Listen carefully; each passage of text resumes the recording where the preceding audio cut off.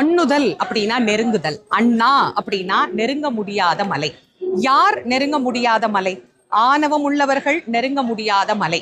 கோபம், ஆசை, பகை, பொறாமை, வஞ்சனை இப்படின்னு தீய எண்ணங்கள் இருப்பவர்கள் யாராலும் நெருங்க முடியாத மலையாக இறைவன் பக்தருக்கு எளியவராக காட்சி தருகின்ற அற்புத ரூபமான ஸ்வரூபம் தான் அண்ணாமலை.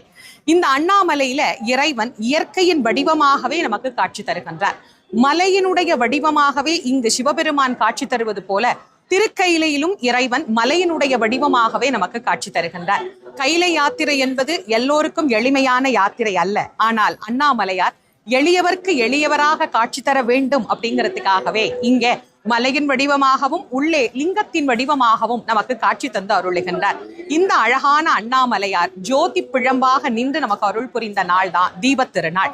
இங்க சிவபெருமானுக்கு எவ்வளவு சிறப்போ அதே போல முருகப்பெருமானுக்கும் இங்க